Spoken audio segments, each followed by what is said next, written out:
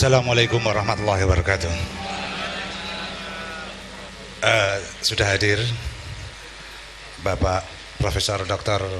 Kiai Haji Said Agil Siraj, Gus Yusuf dari Magelang, ada juga Kiai Budi, ada juga Pak Elias, ada banyak teman-teman lah pokoknya.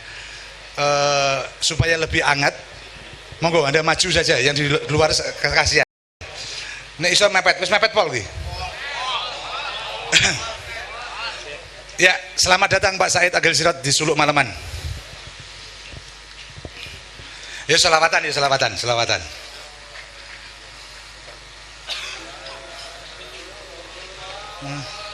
Salam.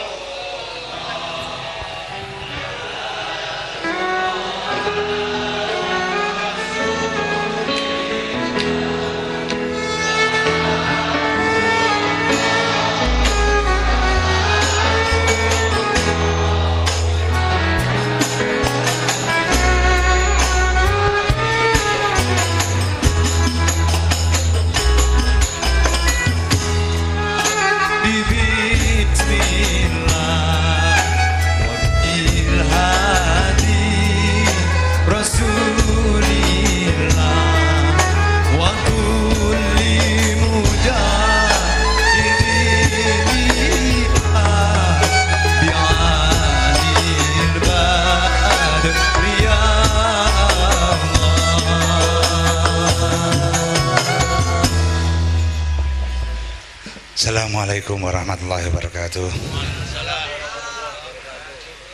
Alhamdulillahirabbil alamin, hamdan syakirin, hamdan na'imin, hamdan yu'afi ni'amahu wa yu'afi mazidah. Ya Rabbana lakal hamdu kama yanbaghi lil jalali wajhika wa 'azimi sultanik. Allahumma salli wa sallim wa barik ala sayyidina Muhammad wa ala ali sayyidina Muhammad. Ya, teman-teman agak kaget ya nganggo jas barang. Soalnya ketuanya di sini jas-jasan, jadi ya ben ono kancane. Ya teman-teman, ini memang bicara tentang bingung dan linglung ini. Karena banyak di antara kita yang jadi linglung nggak karuan, agama jadi nggak jelas gimana gitu. Kemarin rame-rame ada yang ngomong, wah, bapaknya Kanjeng Nabi itu neraka gitu misalnya ya ta. Kemudian ibunya Kanjeng Nabi itu neraka misalnya itu. Kemudian ada banyak lagi hadis-hadis yang lain yang diungkap. Wah, ini banyak tentang hadis-hadis macam-macam. Dan mereka ngangkat hadis-hadis ahad sebenarnya. Jadi hadis itu ada mutawatir. Kalau mutawatir itu nanti Pak Said juga bisa ngendikan. Mutawatir itu jumlahnya kalau nggak salah cuma 100 atau 200 hadis itu. Kalau salah ya. Tapi tampaknya segitu. Ulama-ulama berpendapat yang mutawatir itu pasti. Nah, yang lainnya itu hadis yang hasan, atau sahih, hasan atau dhaif. Biasanya sebut hadis ahad. Jadi orang ketika mengangkat itu kita bingung. Banyak sekali sekarang.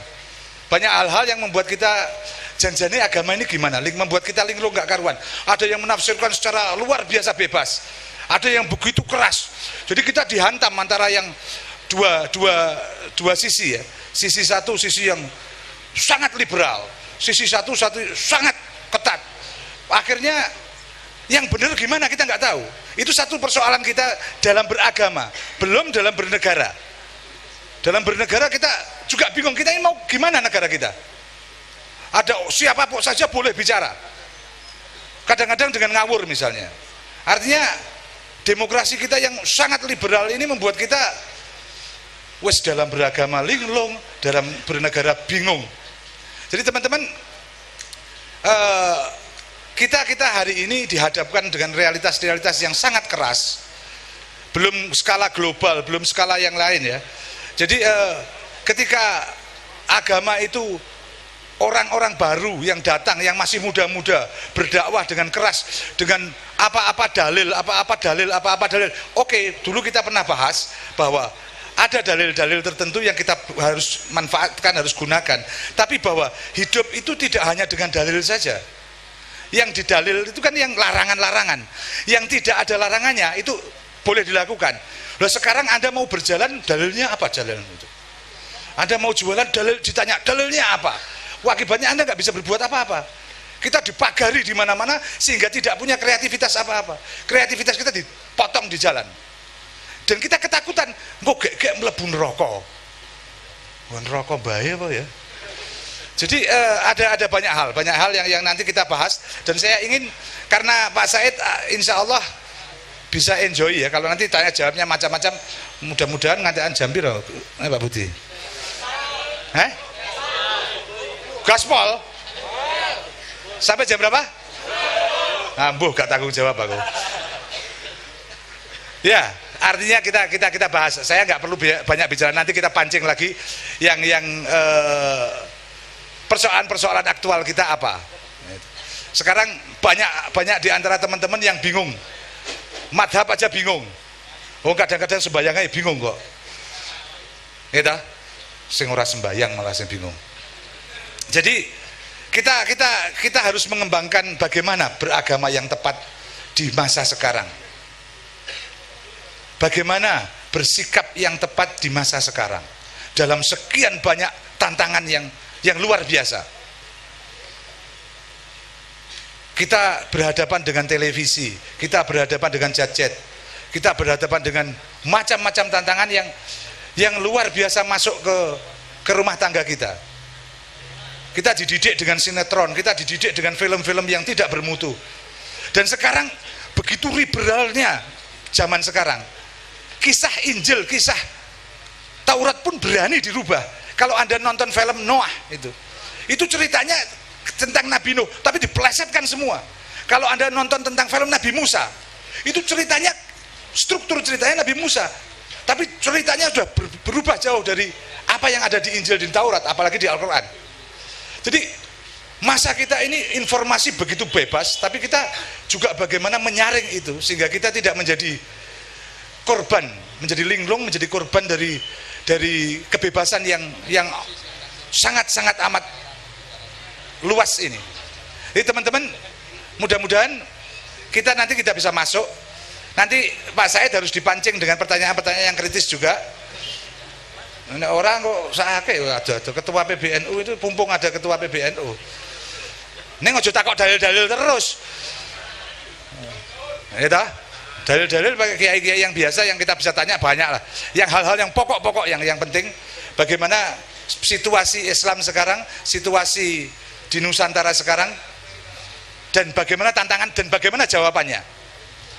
Soalnya biaya besar masuk lewat apa yang kita sebut sebagai teman-teman kita Wahabi yang kadang-kadang udah di luar batas mereka. Dan mereka punya televisi, dan itu di Facebook, dan itu di YouTube.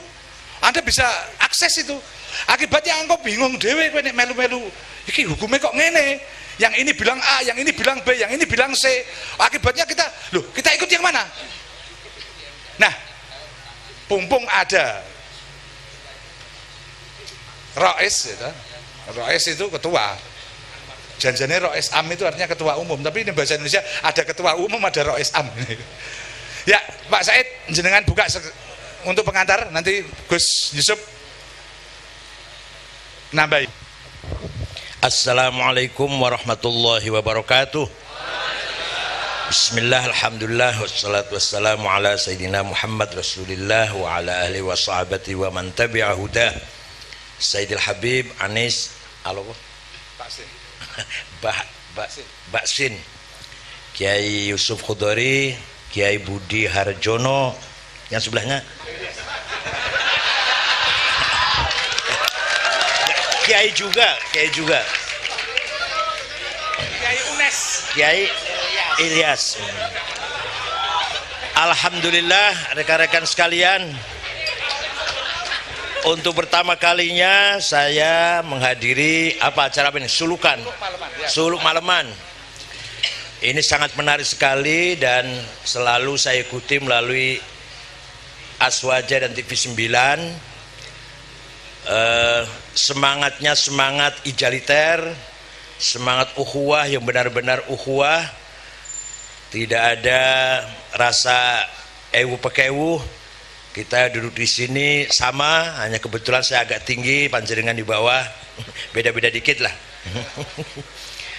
Pada dasarnya agama itu bahasa Arabnya ada 3 macam. Kalau agama yang jelas nabinya, jelas kitab sucinya, jelas ajaran-ajaran sampai ke simbol-simbolnya, bahasa Arabnya din. Nah, itu ada 3. Dinul Yahudiyah, dinul Nasraniyah, dan dinul Islam. Din. Simbol-simbolnya masih jelas, cara ritualnya, ibadahnya masih jelas. Soal beda pasti beda, tapi jelas. Kitab sucinya soal dianggap ada perubahan, ya oke, tapi ada, jelas. Itu bahasa Arabnya din. Ada agama yang kita yakin benar, kitab sucinya ada, nabinya jelas, tapi syariatnya, simbol-simbolnya, ritual cara ibadatnya sudah tidak jelas. Itu bahasa Arabnya millah. Maka Nabi Ibrahim disebut agamanya adalah millat Ibrahim. Yang koron Gafatar itu ngakunya millah Ibrahim. Dugi mriki dari Gafatar itu. Mboten. Oh, Jojo ada di sini malah. Nah, kita yakin dulu ada seorang nabi namanya Ibrahim. Itu bapak, Rahim itu umat. Lahir di kota Ur-Kildah. Waktu itu penguasanya kerajaan Babilonia, rajanya namanya Nabukadnezar. Kemudian setelah konflik dengan rajanya, sampai Nabi Ibrahim dibakar, tapi selamat, terpaksa hijrah ke barat, seluruh keluarganya dibawa, jumpa dengan sungai, namanya Sungai Jordan, menyeberang sungai tanpa perahu, tanpa alat, selamat satu keluarga. Maka disebut Ibrani, penyeberang. Sama bahasa Arab juga abaro, nyebrang. Ibrani itu artinya penyeberang. Kemudian Ibrahim punya istri Saroh atau Saroy.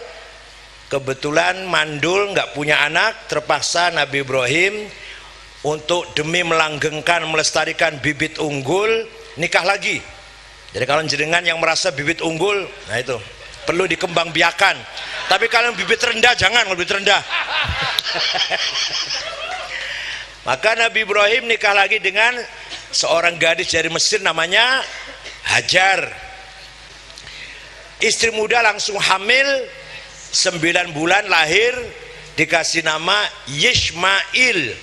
Yishma itu mendengar, Il atau Elohim itu Tuhan. Jadi orang yang mendengar kalam Tuhan. Yishmail. Menjadi bahasa Arab Ismail. Orang Banyumas Ismail. Ya usah bodoh, sama aja lah. Yang penting maksudnya itu maksudnya. Kalau panggil saya Sangit Ngakil kok. Orang Banyumas itu. Itu kiainya itu, apalagi orang awamnya. Nah, supaya tidak konflik antara istri tua dengan istri muda, maka istri muda Allah perintahkan dibawa ke selatan jauh, sampailah ke jurang yang tidak ada kehidupan, tidak ada air setetes pun. Biwadin ghairi dzi zar'in 'inda baitikal muharram, jurang yang tidak ada kehidupan. Nabi Ibrahim dengan Hajar dan bayinya yang namanya Ismail diperintahkan berhenti di situ. Baru istirahat sebentar, Allah perintahkan Ibrahim kembali ke utara dengan meninggalkan istri muda Hajar dan bayi yang masih berapa minggu lah. Ringkas cerita, Ibrahim sampai ke Palestina, istri tua Sarah hamil, maka diberi nama Ishak. Ishak nanti punya anak laki-laki namanya Yakub. Yakub itulah yang dipanggil Israel. Isra hamba, Il Tuhan. Israel punya anak 12 namanya Raubin, Syam'un, Zabolon, Yahuda, Levi, Jak, Dan, Asir, Yasakar, Neftali, Yusuf, Bunyamin. Itu anaknya Nabi Yakub. Nah, bingung gue.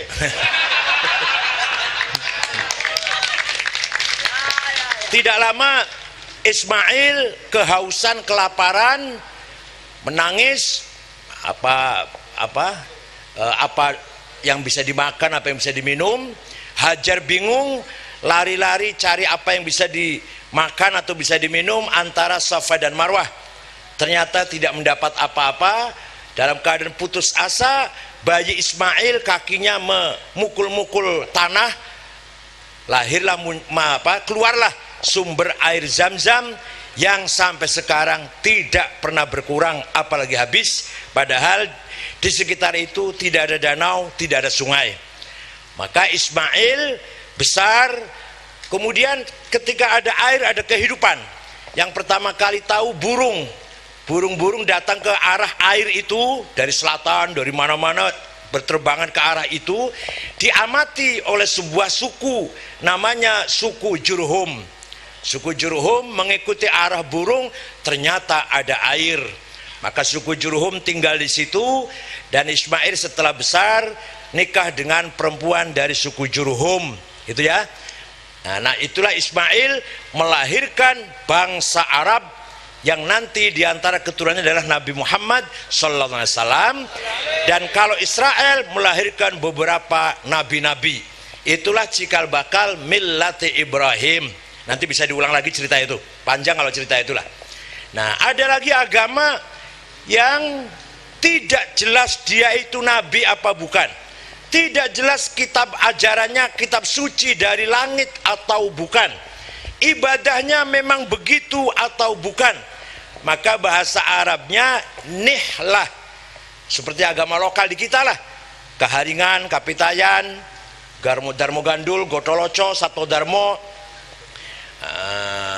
Sunda Wiwitan. Kalau di Sunda namanya Sunda Wiwitan. Ada lagi Subud, Sambelun. Wah, banyak sudah, banyak. Kalau yang tahu di Jogja sana tempatnya lah. Nah, itu bahasa Arabnya nihlah. Hindu, Buddha, Konghucu juga, Santo juga nihlah. Maka ada kitab yang terkenal namanya Al-Milal wan Nihal, membicarakan agama-agama yang sudah tidak jelas dan agama-agama yang setengah jelas. Jadi sekali lagi, agama itu bahasa Arabnya 3, tapi bahasa Indonesia semua agama. Kalau agama yang masih jelas ada 3, Yahudi, Kristen, Islam. Yang setengah jelas millah, yang tidak jelas nihlah. Dah. Sekarang agama Islam. Agama Islam itu diturunkan untuk membangun budaya, untuk manusia, agar manusia kreatif, agar manusia cerdas, agar manusia berkarya lah, agar manusia menjadi manusia yang manfaat hidup dunia ini. Maka agama Islam itu dari langit untuk bumi, dari Allah untuk manusia, bukan sebaliknya. Bukan manusia untuk Allah, bukan. Allah nggak butuh sampean, tapi agama untuk kita. Maka segala aturan agama itu semua sebenarnya untuk membangun kehidupan yang berbudaya, beradab, berkarya, bergengsi, bermartabat. Maka kita manusia disebut insan. Insan itu kata kerja, kata benda, kata kerjanya Anas, tapi nggak usah bokai urbaningrum, nggak usah, Anas gitu aja. Nanti Anis, Anissa itu sama. Anis adjektifnya, Anas kata kerjanya, insan masdarnya lah. Itu semua maknanya harmoni, intim, saling mendukung, saling melengkapi, saling menyempurnakan. Itu namanya insan. Jadi makhluk insan ini makhluk yang berbudaya, yang beradab, yang bergengsi, bermartabat, dengan perangkat yang telah diberikan Tuhan kepada kita semua. Oleh karena itu, agama tidak mungkin menjadi alat untuk merusak keharmonisan. Justru agama untuk mendukung insaniah, mendukung keharmonisan tatanan hidup yang harmonis di antara kita semua. Maka yang paling jahat, yang paling, bahasa Jawanya kurang ajar nonton ya, yang paling kurang ajar adalah orang yang melakukan kejahatan bismil Islam. Waman azlamu mimman iftara 'ala Allahil kadhiba wa huwa yud'a ilal Islam. Tidak ada orang yang paling jahat melebihi orang yang dengan mengatasnamakan agama Islam tapi berbuat kebohongan, berbuat kejahatan, berbuat kriminal. Masih mendingan kriminal biasa. Kalau kriminal dengan mengatasnamakan agama Islam, itu tidak ada yang lebih zalim daripada itu. Nah, sekarang lagi musimnya ini, Allahu Akbar membunuh, Allahu Akbar ngebom, Allahu Akbar, sampai orang barat tanya, Allah Akbar itu maknanya itu dah, maknanya ngebom Allahu Akbar itu. Allah Akbar itu maknanya ngerusak pagar DPR, MPR itu Allahu Akbar. Maknanya membakar gereja Allahu Akbar. Nah itu karena kita tidak paham, sebagian saudara-saudara kita tidak ngerti dari yang sebenarnya dari mana ajaran Islam itu asal muasal seperti apa, justru diselewengkan menjadi alat untuk melakukan kejahatan.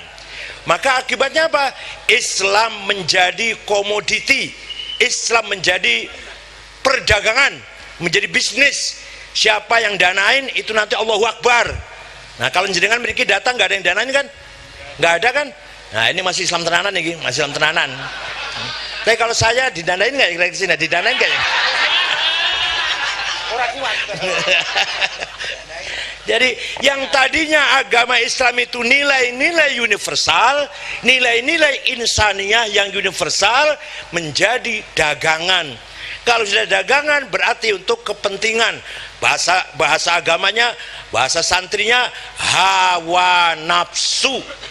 Lah hawa nafsu ini yang paling jahat sekali lagi adalah hawa nafsu dengan mengatasnamakan Allah. Ada orang hawa nafsu, pengen jabatan, pengen kaya, pengen punya istri cantik-cantik. Nah, kalau cantik banyak ini. Pengen punya istri cantik-cantik, itu berarti banyak, cantik semua. Itu masih biasa itu. Masih nggak begitu jahat itu. Tapi yang paling jahat, kita tertipu, kita terpedaya oleh hawa nafsu kita, kelihatannya atas nama Allah. Ya ayyuhan nasu inna wa'dallahi haqqun fala taghurrannakumul hayatud dunya. Wahai manusia, jangan tertipu oleh kehidupan dunia, gemerlapnya dunia. Jangan terpedaya oleh jabatan, kedudukan, harta, kekayaan, hawa nafsu perempuan. Tapi itu masih mending. Yang paling jahat adalah wala yaghurrannakum billahil ghurur. Kamu jangan terpedaya oleh hawa nafsu yang kelihatannya atas nama Allah. Saya bangga karena saya jamaahnya banyak, santrinya puluhan ribu. Saya bangga karena saya turun dari mobil diciumin tangan saya diciumi semua. Saya bangga karena jadi ketua PBNU. Ini semua hurur nih, hurur, tipuan semua ini kalau kita tertipu. Kalau enggak ya enggak. Saya bangga, enggak ada yang ceramahnya enak seperti saya. Setiap ngomong ditepuki tangan. Itu hurur itu, hurur itu. Saya bangga karena saya kalau habis makan enggak habis bekasnya untuk rebutan masyarakat. Wah, semua rebutan bekas minum saya. Biasanya jenengan habis biasanya ngotot. Ya, itu hurur itu. Kalau hurur, kalau tertipu, kalau enggak ya tidak. Jadi ada sebagian kita yang tertipu oleh hawa nafsu, kelihatannya lillahi ta'ala. Saya bangga kalau ngimami terus waladhdallin. Di belakangnya amin. Bangga banget. Ini orang diamin rapatnya bangga. Ini orang diamini loh. Kalau jadi makmum nggak bangga, terus jadi imam. Saya bangga kalau jadwalnya penuh ceramah tiap malam. Wah, sampai sibuk. Besok aja saya acara ada 3 besok ini. Wah, luar biasa. Tangerang, Purwakarta, dan Jakarta Timur besok ini. Waduh, saya bangga itu. Laris banget lah. Jadi wala yaghurrannakum billahil ghurur. Imam Ghazali dalam kitab Ihya membahas tetap al-kashfu an asnafil maghrurin. Macam-macamnya orang terpedaya oleh hawa nafsu ada 3 macam. Nyuwun sewu, mohon maaf, yang paling banyak kata Ghazali, kata Imam Ghazali, bukan kata saya, bukan, yang paling banyak kiai ada 11 macam. Kiai ahli tafsir, kiai hadis, kiai hafidz Quran, kiai imam masjid, kiai penceramah, kiai ahli mantik, ahli diskusi, semua itu terjebak oleh hawa nafsunya kalau mereka memang terjebak. Tapi kalau orang kaya tertipu oleh hawa nafsunya 9 macam. Kalau pejabat yang tertipu hawa nafsunya 6 macam. Kalau kiai 11. Jadi kebanyakan yang terpedaya oleh hawa nafsu adalah para kualat loh. kualat. Nah, maka suatu ketika ada ya kiai MWC lah, berangkat sholat Jumat pakai gamis, baru pulang dari haji itu, pakai sorban, gamisnya putih, di tengah jalan digigit anjing. Wah, anjingnya dipukul oleh kiai itu. Anjing kesakitan, lapor pada Tuhan, ya Allah, saya sakit. Kenapa? Dipukul oleh Pak Haji yang berangkat ke sholat Jumat itu. Malaikat stop, berhenti dulu itu kiai itu. Di stop oleh malaikat, tanya, kenapa kamu pukul anjing?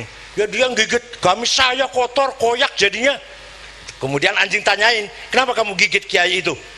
Jawabnya anjing, saya pikir kalau orang pakai gamis, sorban, bawa tasbih, apalagi jidatnya hitam, jenggotnya panjang, saya kira orang itu nggak punya hawa nafsu. Ternyata marah juga itu loh. Jadi nggak ada bedanya dengan pakai jin yang pakai kaos, nggak ada bedanya itu. Terus malaikat tanya lagi, kamu anjing kok bisa secerdas itu, dari mana, siapa gurumu itu, kok bisa cerdas seperti itu anjing? Kata anjing, renungan, hasil renungan saja ini. Akhirnya kata malaikat, kamu anjing lebih arif daripada kiai itu, katanya.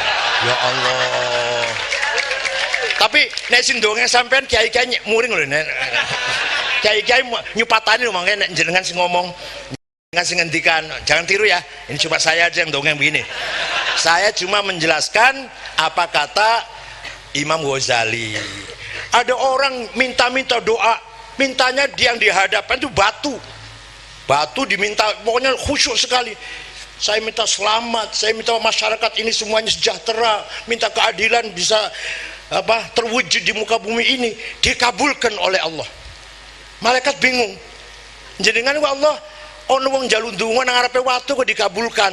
Lah kiai-kiai sing nang ndure sejadah madhep ngulon sak wengi-wengi enggak dikabulkan. Orang nangis-nangis nang multazam Ka'bah enggak sampean kabulkan. Gimana jawabnya Allah? Yang ini di depan batu ikhlas, tidak ada kepentingan hawa nafsunya, tidak ada kepentingan dirinya. Tapi yang di multazam sana isinya hawa nafsu tok semoga.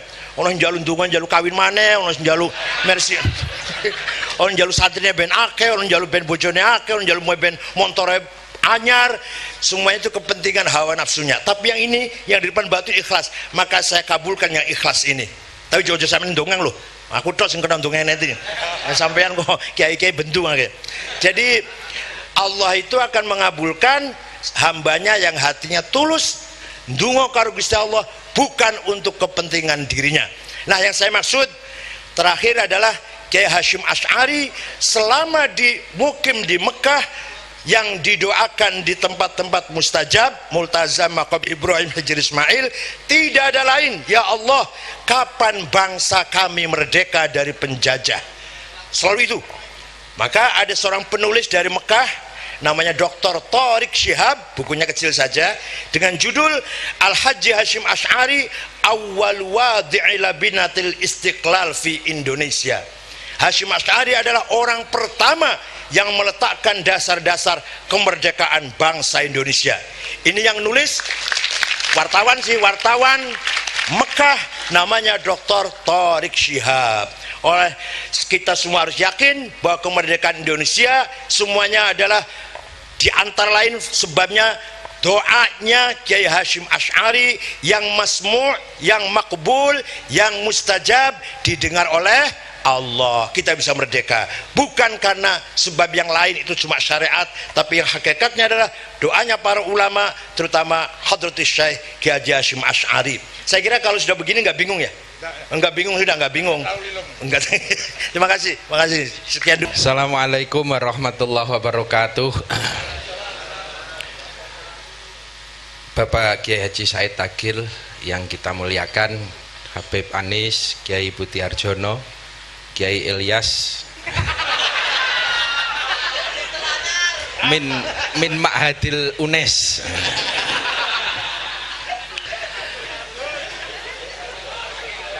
Tadi kita sudah bersama-sama mendengarkan paparan dari beliau Kiai Said. Saya curiga jenengan tadi itu mantuk-mantuk ki jane paham tenan apa ora. Saya tidak akan berbicara terlalu banyak muluk-muluk, wis jelas kalah adoh lah dengan beliau-beliau yang ada di depan ini. Saya itu apalane nek maulid pengajian itu sing tak apalke mung siji. Innama buistu li utammima makarimal akhlak. Mengapal hadis siji didol rono rene itulah. Beda payu alhamdulillah Kiai. Berkah NU Kiai.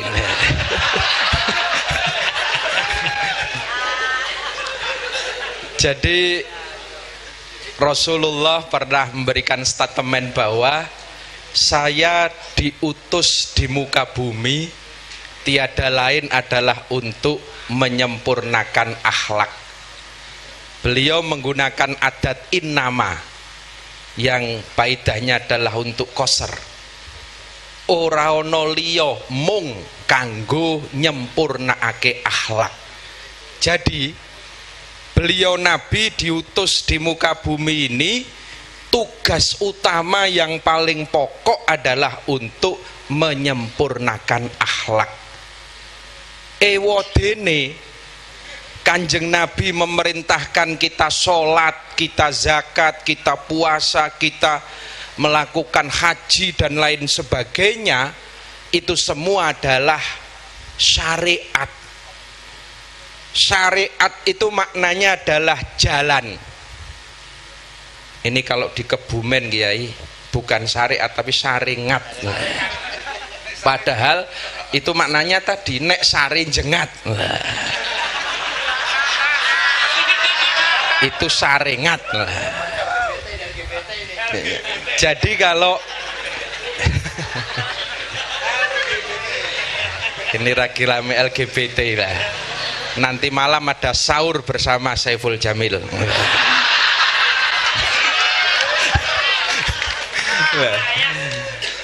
Rekan-rekan sekalian saya hormati, jadi kita ini sholat ini hanyalah syariat. Tujuannya apa? Untuk dandani akhlak. Kita ini puasa itu hanya merupakan jalan untuk memperbaiki akhlak. Jadi ending daripada beragama adalah untuk memperbaiki akhlak. Jadi seharusnya ini yang tadi menjadikan kita bingung. Menungso iki kudune nek salate saya sregep, posone saya ajeg, kajine bola-bali, umroh setahun 2 kali. Ini seharusnya akhlaknya kudu saya apik. Nek travel malah tiap bulan Kiai. Tapi yang kita bingung hari ini, banyak orang yang saya sregep salate, saya sregep umrohe, tetapi semakin jauh akhlaknya. Ini yang menjadi pertanyaan besar. Berarti ada sesuatu yang kurang pas. Contoh kita ambil sholat sajalah. Maka sholat perlu kita maknai bersama-sama. Biar sholat kita ini ora mung sak dermo jengklit kaya wong senam pagi, bati kemeringet gitu. Kalau kita memaknai seluruh bacaan sholat mungkin kita keberatan. Kangelan le maknani. Kita cukup maknai 2 sajalah. Kita takbiratul ihram. Allahu Akbar. Kita maknai bukan Allahu Akbar itu bom meledak. Allahu Akbar, Allah Maha Besar. Setelah itu kita maknai sujud kita. Kita sujud itu artinya adalah pengakuan tertinggi bahwa kita mengaku sebagai makhluk yang doif, mengaku sebagai wong sing ino, wong sing kecil di hadapan Allah. Dari dua hal tadi, kita takbir mengakui Allah yang maha besar, kita sujud mengakui kita menjadi makhluk yang lemah. Alhasil akhlaknya apa? Harusnya setelah selesai sholat kita menjadi makhluk yang semakin andap asor, menungso sing soyo tawaduk, menungso sing soyo ya lembah manah. Itulah akhlak yang seharusnya dihasilkan dari sholat kita. Cuman yang sekali lagi kita prihatin, kita ini sering sholat tahajud bola bali nganti bathuke ngapal, tapi rampung sholat ora tambah ndingkluk, rampung sholat malah soyo ndegek, tidak semakin tawaduk, semakin sergep sholate malah soyo gumedene. Inilah bibit kawit asal muasal dari radikalisme. Orang yang mengaku paling baik sendiri, orang yang mengaku paling benar sendiri, orang yang mengaku paling khusyuk sendiri, ujungnya adalah setelah itu dia merasa paling benar, gampang menyalah-nyalahkan yang lain, gampang memusyrik-musyrikkan yang lain, bahkan gampang mengkafir-kafirkan yang lain, padahal jidatnya hitam. Inilah karena apa? Karena sholat hanya sebatas kulitnya, sholat hanya menjadi formalitas senam pagi tadi, tidak dimaknai betul, sehingga sholat tidak menghasilkan akhlak. Tadi Kiai Said sudah menggariskan bahwa agama adalah untuk mengharmonikan, mengindahkan kemanusiaan, agama untuk menjadikan pranata kedamaian. Tidak bisa kita berdasarkan agama untuk merusak. Karena sekali lagi Rasulullah niku tujuane kanggo dandani akhlak. Salat menjadikan kita tawaduk, zakat menjadikan kita semakin punya rasa kemanusiaan, puasa menjadikan kita bisa menahan nafsu. Semua endingnya adalah akhlak. Dan ciri-ciri manusia ketika semakin dekat dengan Tuhannya, maka manusia itu akan menjadi semakin kecil, semakin kecil. Ada satu kisah yang diriwayatkan di Facebook, Kiai. Terus terang aku kitabnya orang ngerti ya, nang kitab opo bahasa Arabnya kepiye ya ora mudeng ya. Rawahu Facebook. Kisahnya Nabi Musa alaihi salam. Nabi Musa itu adalah kekasih Allah yang mendapatkan jejuluk Kalimullah, manusia yang mampu berdialog langsung dengan Allah. Kalau tidak salah hanya dua, satu adalah Nabi kita Muhammad sallallahu alaihi wasallam ketika Isra Mi'raj, yang kedua adalah Nabi Musa ketika di Bukit Turisin. Saat di Bukit Turisin, Musa itu diperintahkan Allah, Musa, cukup hari ini kamu munajat, cukup malam ini kamu mujahadah, pulanglah. Besok kamu datang ke sini lagi dan ajaklah satu temanmu yang kamu anggap paling hina, yang kamu anggap paling jelek, kamu ajak ke sini Musa. Akhirnya Musa turun gunung. Lah medun gunung lho, Musa mulai lingu endi golek wong sing luwih elek, endi golek wong sing luwih hina. Ketika Musa lewat di perempatan, weruh sampean gek do mabuk. Biyen tapi lho biyen. Weruh ana wong mabuk, wong mendem, Musa berpikir, mungkin ini saya harus ngajak salah satu. Juragane oplosan tak jakane munggah lah. Didekati sama Musa. Ketika Musa mendekat itu, belum sampai Musa itu mengajak, hati Musa itu sudah berontak. Musa, orang-orang ini hari ini memang masih mereka bermaksiat, mereka mabuk minum, tetapi Tapi ingat Musa, ketika Allah nanti membukakan, memberikan hidayahnya, tidak usah nunggu besok bulan depan, mereka akan bertaubat dan bersujud. Saat itulah mereka akan diangkat derajatnya oleh Allah lebih mulia, bahkan lebih mulia daripada kamu Musa. Musa tersentak dan akhirnya tidak berani mengajak orang itu. Akhirnya Musa berjalan lagi, golek meneh, iki sapa sing luwih holo. Ketika di depan pasar, Musa iki weruh ana wong edan meluka melaku wuduh ora katrokan. Musa berpikir, apa iki yo? Iki wong ora duwe isin, ngumbar aurat rono rene. Iki wong mesti wis setengah tahun ora adus, ora subuhan, ora luhuran. Akhirnya Musa mendekat, wis tak jaken siji ki wae lah gawe dawuhe Allah kon ngejak sing luwih Allah. Ketika mendekat Musa arep nyedek, arep ngejaki, kaget maneh. Hatinya berbisik Musa, iki wong ra waras Musa. Wong ra waras kuwi ghairu mahkum. Ghairu mahkum ki artinya tidak terkena dampak hukum. Ora ketatrapan hukum, mbok arep ora salat 3 tahun ya ora dosa, wong pancen edan. Arep wuduh ngumbar aurat rono rene ora dosa, wong pancen edan. Berarti iki malah wong ra ndek dosa iki. Dibanding awakku dosane sak tumpuk. Musa berpikir, ya pancen bener Mas. Wong edan niku gak ketatapan hukum. Arep gak sholat 3 wulan 4 wulan ora dosa. Nek ora percaya jajalen. Jajalen. Dadi nek sesuk sampean ge aras-arasen ora subuhan, ora apa-apa. Ora dosa. Yakin kuwi. Asalkan edano dhisik. Wis gak apa-apa. Lho, ibu-ibu, mbak-mbak, nek sampean pas ge aras-arasen klamben, aras-arasen katokan, wudo wis meloka melaku gak apa-apa. Ora dosa sampean ngumbar aurat asalkan edano dhisik. Itu karena memang tidak terkena dampak hukum.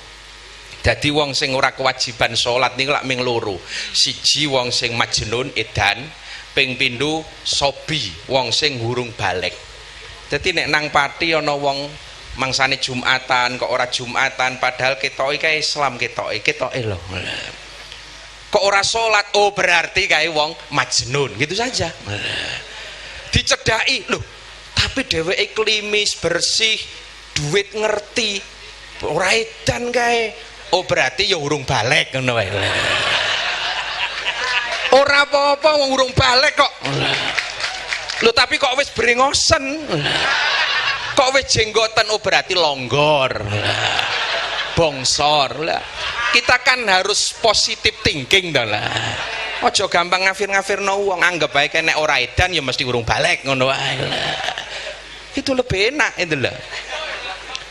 Akhirnya Musa kuwi ora sida ngejaki wong edan Mas. Ya gara-garane mau iki wong ra duwe dosa. Akhirnya Musa berjalan lagi. Dalam perjalanannya Musa itu terakhir wis maghrib. Iki wis saate aku kudu munggah gunung. Durung nemu kanca. Ketika mau naik Musa itu ndelok kiri. Ana asu kudanan nang pinggir dalan, kudisen kurapen pincang. Wis pokoknya sempurna, olone sempurna lah. Musa berpikir, oh alah ini yang dikehendaki Allah, ini yang harus saya bawa. Akhirnya dengan tanpa ragu Musa kuwi nggawa nuntun kirik dijak munggah. Belum sampai di puncak gunung, hati Musa berontak. Musa, iki lak ya makhluke Allah, padha karo awakmu Musa. Ini makhluknya Allah. Jadi podo nek iki kirik menungso pitik kewan kabeh. Ini semua kehendak Allah. Kirik kuwi urung tahu njaluk dadi kirik. Allah ndadekke kirik jedol lahir kire. Kita pun manusia juga belum pernah sekalipun sadurunge lahir apa sampean mbiyen request karo Gusti Allah. Gusti mbok kula dadekke menungso. Tidak. Kita lahir menjadi manusia. Kalau bahasanya Kiai Said, holkon. Kalau holkon itu 100% Allah. Kita tidak boleh mempersoalkan, ngololo, terus juga membuli soal holkon tadi. Sampean kok ngololo kire, berarti ngololo sing gawe kire. Sampean kok ngololo kethek, berarti ngololo sing gawe kethek. Manusia juga begitu. Soal holkon tidak bisa kita pertentangkan. Ono menungso sing matane sipit, matane belalak, irunge mancung, pesek, dhuwur, cendek, itu holkon. Tidak boleh kita membuli, tidak boleh kita mengolok-olok.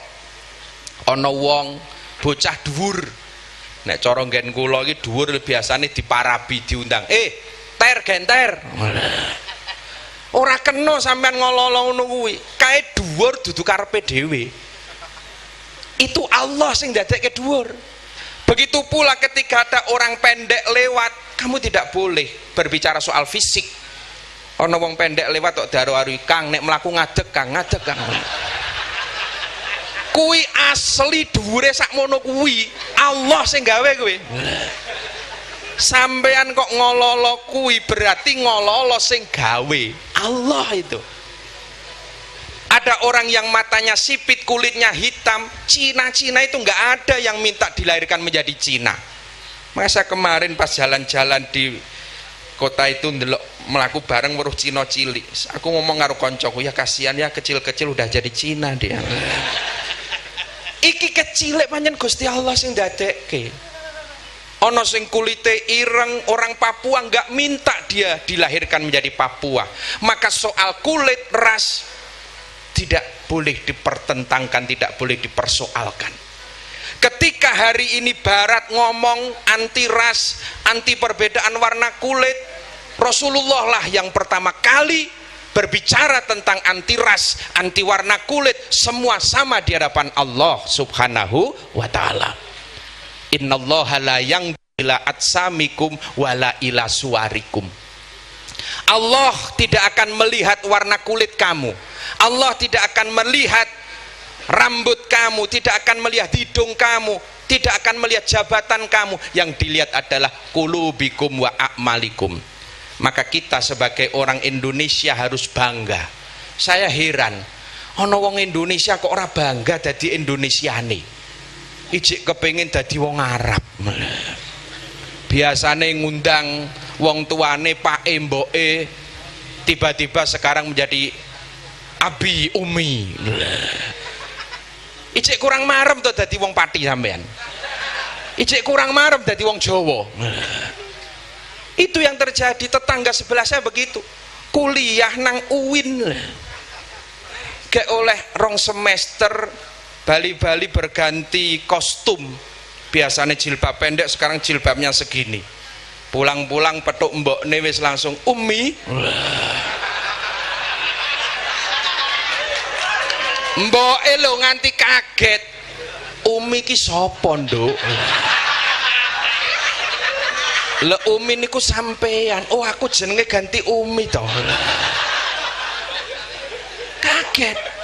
Mari kuwi terus takon maneh. Umi, abi kemana Umi? Abi ki sapa maneh? Abi niku bapak. Oh, abimu lagi ngarit, Nduk. Goleke pakan wedhus. Subhanallah. Allah itu tidak melihat itu. Orang delok wong Jawa, wong Indonesia, wong Arab. Katanya loh, katanya di surga itu besok tidak ada pintu ini khusus Arab, khusus Jawa, Londo. Katanya wong aku jorong tahu tilik rono. Passwordnya sama lah, masuk surga passwordnya sama. Asyhadu an la ilaha illallah wa asyhadu anna Muhammadar Rasulullah. Passwordnya sama. Jadi tidak perlu kita ke Arab-Araban, tidak perlu kita ke Barat-Baratan. Tiba-tiba Bali visit piye bro kabare bro? Lah iki apa maneh? Untuk dianggap gaul harus kita ngomong sis, harus kita ngomong miss, harus kita ngomong bro. Wis tolah awak dhewe wong Jawa ya wis dinikmatilah kejawaannya. Jadi kita ini 100% Jawa dan 100% Muslim, 100% Indonesia dan kita 100% adalah Muslim. Marem kula dikeploki Kiai. Ket wau durung dikeploki. Ini hawa nafsu, hawa nafsu. Hawa nafsu. Lah itu. Singkat cerita, akhirnya Musa itu berpikir iki berarti kiri iki kersane Allah dadi kiri. Akhirnya kiri itu tidak jadi diajak naik sowan ke hadapan Allah. Sampai di hadapan Allah Musa ditanya, Musa kemarin kamu saya perintahkan membawa teman yang kamu anggap lebih jelek, mana temanmu? Musa matur, Gusti nyadong duka Gusti, kulo sampun mider-mider jajah milangkori kesana kemari mboten nemu tiang makhluk jenengan sing luweh Allah yang lebih jelek tidak ketemu ya Allah. Setelah dijawab itu Allah lantas berkata, Musa kamu memang kekasihku Musa, kamu memang kekasihku. Seandainya malam hari ini kamu datang dan membawa teman yang kamu anggap lebih jelek, maka mulai malam hari ini juga kamu saya corek dari daftar kekasihku. Mulai malam hari ini juga kamu saya berhentikan jadi nabi-nabiku, karena ternyata di dalam hatimu masih ada yang namanya takabur, dan takabur itu hanyalah sifat yang hak untukku kata Allah. Jadi jenengan nojo melu-melu takabur, itu hanya untuk Allah. Ono sing arep melu takabur berarti sampean melu-melu ngaku dadi Gusti Allah. Indonesia ini sudah cukuplah memproduk nabi abal-abal lah. Aja merodak meneh dadi Allah. Indonesia ini memang negara paling produktif dalam memunculkan nabi abal-abal. MUI itu mencatat kemarin itu sudah 421 Pak wong sing ngaku nabi Pak. Itu dalam catatan MUI. Itu sudah cukup lah. Kalau kita takabur berarti kita menjadi saingannya Allah. Maka Musa akhirnya tidak berani. Itulah yang beda dengan kita Pak. Kita itu sama tadi, dikeploki sithik ngono wis mongkok atine. Pinter sethithik wis rumangsa paling pinter. Sugih sethithik wis rumangsa paling sugih. Kuwasa sethithik wis maha kuasa. Ya cobalah kita mudah saja kaya aku sampean Mas. Sampean saiki mulya. Sesuk bengi rene maneh. Tulung ya, sesuk bengi sampean rene gawakno kanca sing luwih ala timbang sampean. Kira-kira mampu apa tidak? Sing mburi ngomong butuh pirang lusin Gus. Matur nuwun, wassalamualaikum warahmatullahi wabarakatuh. Sebenarnya kita kembali ke dasar ya yang diomongkan Gus Yusuf juga Pak Said tadi ya. Artinya manusia di dunia ini itu apa sih? Apa yang garis besar dari yang kita tangkap tadi? Di dunia ini itu apa sebenarnya? Siapa kita? Dan posisi dunia ini di dalam semesta itu seperti apa? Sehingga rahmatan lil alamin loh, bukan lil ard. Ini posisi kita di mana? Yang sering membuat kita sombong, sering membuat kita angkuh, sering membuat kita macam-macam itu kan karena kita gak sadar. Coba kita keluar sedikit dari bumi misalnya. Itu gak usah dari bumi deh, ada di pesawat. Dari mata ada, mata manusia ada. Di bawah udah kecil kabeh loh. Sudah kecil, udah gak kelihatan bahkan. Semakin tinggi semakin gak kelihatan apa-apa. Itu baru di bumi, baru ke bulan. Padahal ada planet yang perjalanan kalau ditempuh dengan pesawat itu dari satu titik kembali ke titik itu 8.700 tahun. Naik pesawat 8.700 tahun baru sampai ke titik awal. Ada planet yang besarnya sebegitu itu. Nah, bagaimana kita menyombongkan diri? Sementara kita di sini kelihatan, saling kelihatan, koyo-koyo ono. Kita merasa itu subjektif loh. Merasa ada, merasa mempunyai sesuatu. subjektif. Tapi ketika kita bandingkan ini dengan semesta, di mana posisi kita? Akibatnya ketika kita terikat ini, wedi mati, senang dunia, itu yang disebut oleh Rasulullah yang menyebabkan umat Islam nanti seperti buih. Padahal kita tahu apa ya yang kita pertahankan? Bumi ini hancur. Bumi ini hancur. Itu semesta belum tentu hancur.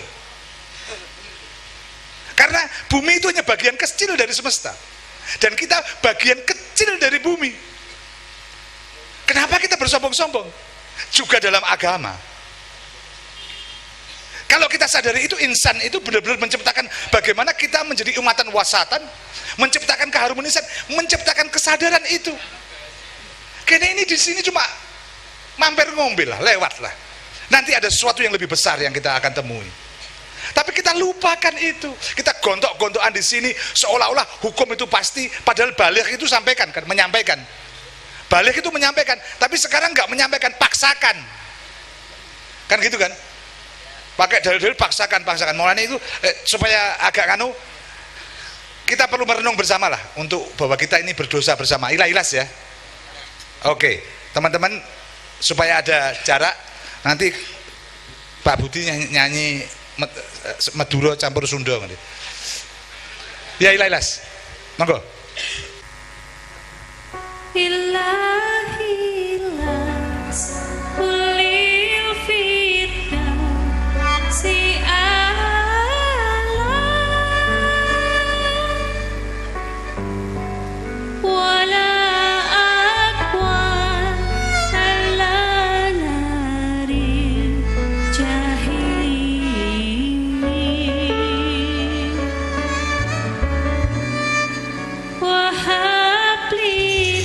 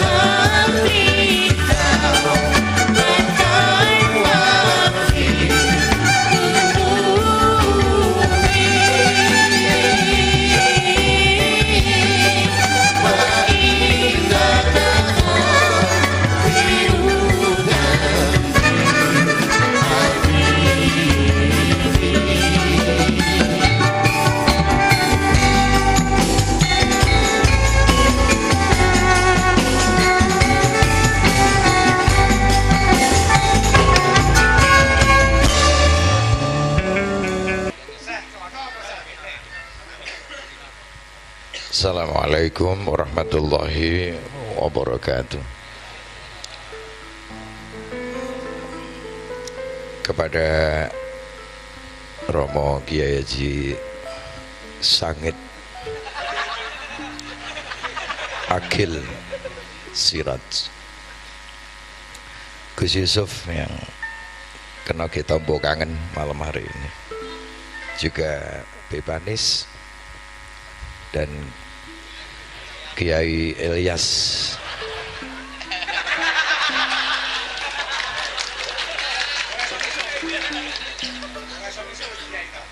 Saya tidak akan panjang supaya kita bisa share dialog jagong malam hari ini sak lemboy.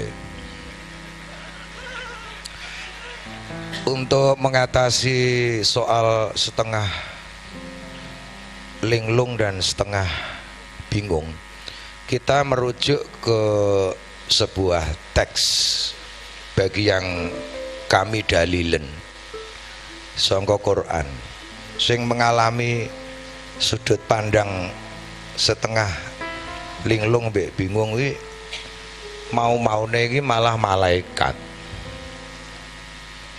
Ataj'alu fiha may yufsidu fiha wa yasfikud dima.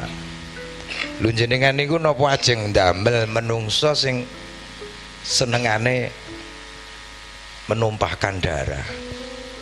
Iki dalam tanda petik digaris bawahi di stabilo ngono, malaikat. Lah hal seperti ini kalau sudut pandang sofistik ini dipandang sangat suprematif. Tak kok koyok ngono kok karo Gusti Allah. Allah cukup menjawab, ana a'lamu wa antum la ta'lamun. Kuwi nak digambarke puitis, engkau menyalakan lilin di tengah matahari terbit.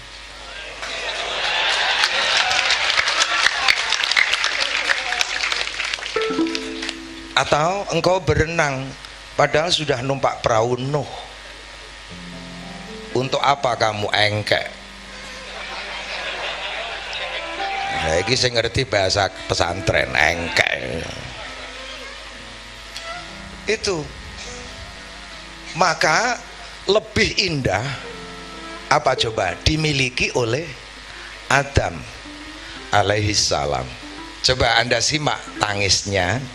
Tapi nanti jenengan bareng-bareng, karena itu diwariskan kita melalui para salafus soleh nggawe pujian.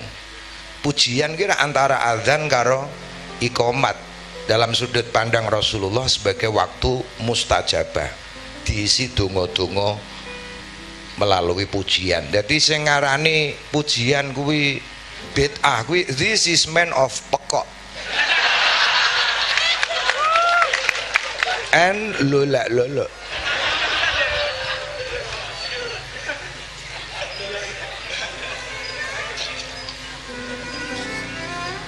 Ayo bersama iki mesti iso kabeh iki. Potongane anu ki saiki wong desa-desa iki.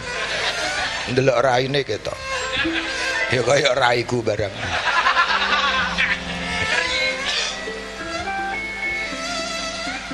Rabbana yo ya Rabbana. Terus Rabbana zalam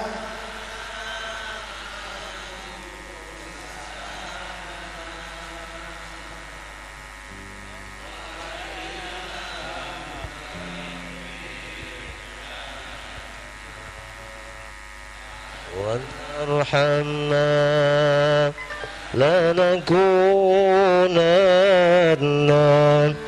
من الخاسرين. Apa maknanya? Wahai Tuhan kami, ini perpanjangan dari Gus Yusuf. Kami menganiaya diri kami sendiri. Robana zolamna, mula nak iso dikulinake aja robana zolamtum. kowe aja kulino nuding. Mula wong Jawa nuding terus dimaknani iki mengarah ke sana, ning sing papat mengarah dapurmu sendiri. Wa illam taghfir lana, lamun toh mboten krana lho ngapura panjenengan, wa tarhamna lan welas panjenengan, yaktos kula menika termasuk golongane wong sing rugi. Nah kisahe wau pun dikandhake. Lah terus kaitane kalih Kanjeng Nabi supaya luwih cepet. Medun tangis kuwi diperes karo Syekh Abu Nuwas sing dadine kuwi mau. Rabbana ya ilahilas tulil firdaus si ahla wala aqwa alan naril yahim. Duh Gusti kula mboten pantes ahli swarga iki rak rendah hati Gus. Mergo napa? Amal apike iki nak dithuk-thukno, dipamer-pamerke di hadapan Tuhan, ora imbang karo rahmat yang tak bertepi dari Tuhan. Ngono. Mula wong ki nak ngrasa rendah hati, malah Tuhan yang welas dengan konsep cintanya. Marahku kalah oleh cintaku.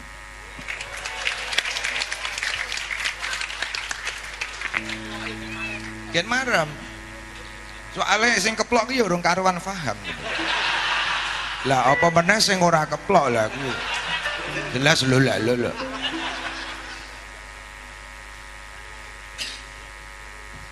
Terus jelas awake dhewe iki sing luwih apik ngrasa dosane akeh. Mula insan mau nak wong Jawa duwe jarwa dosa, menungso iki menus-menus tak diunggahke dalil jare mahalul khotai wan nisyan. Lah nek dosa ki mengarah kepada sudut pandang ancaman neraka, kuwi po ya kuat. Wong dikrawus bojo wae ra kuat. Linglung kok. Wong udut wae ngono.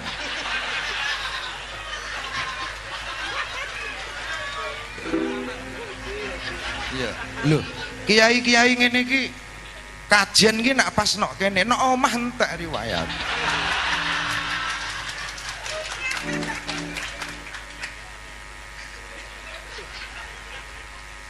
Lah atas kesadaran ora kuat, lah iki rak butuh ampunan.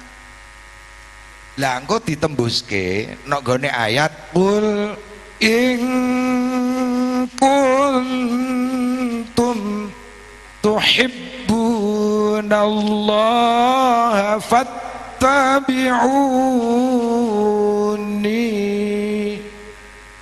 Aja kaget nggih swara kula niku pancen rada saya.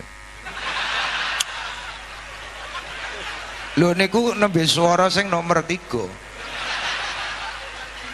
Mergo kula nate lomba qiraat niku suarane disemak niku juara harapan keempat.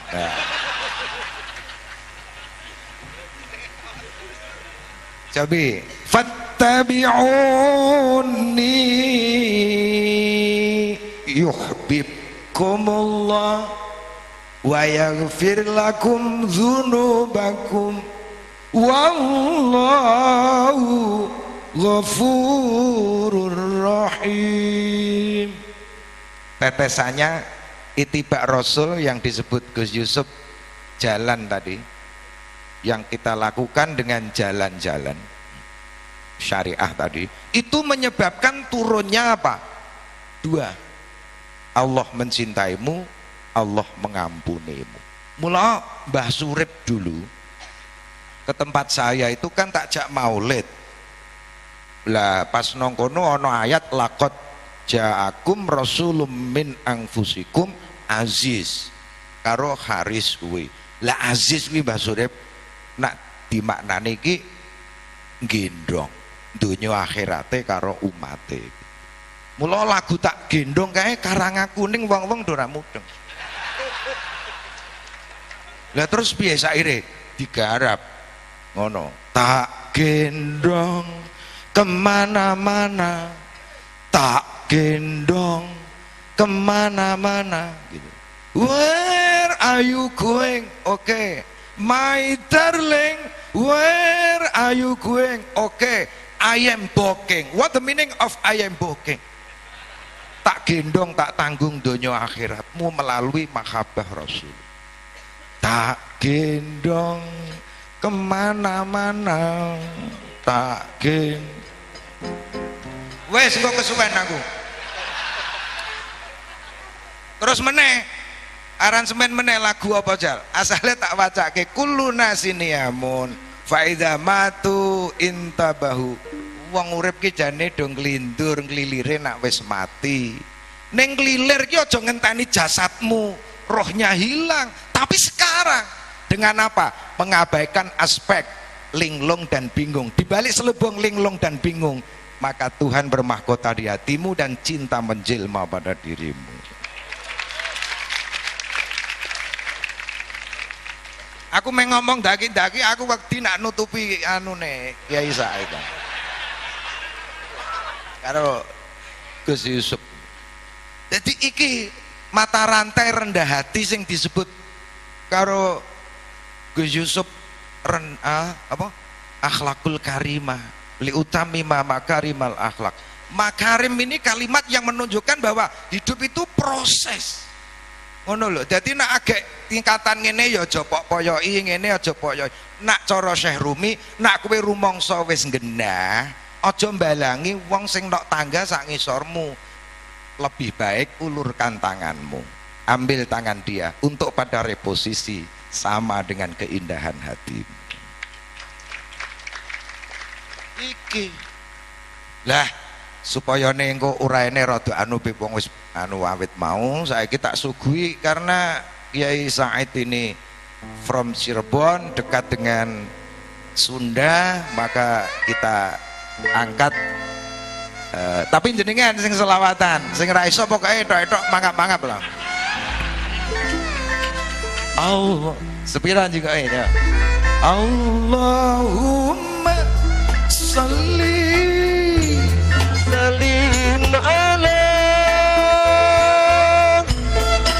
sayyidina wa maulana Muhammadin.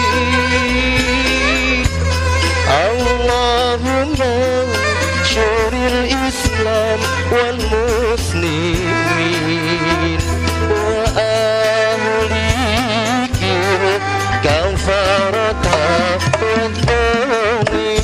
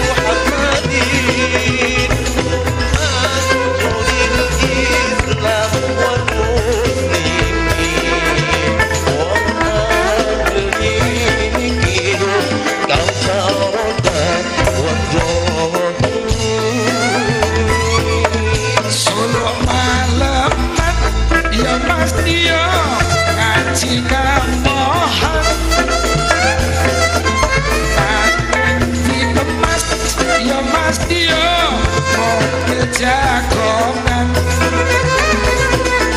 kaki lestean yo mas yo karo wedangan ora keri guyonan karo rokokan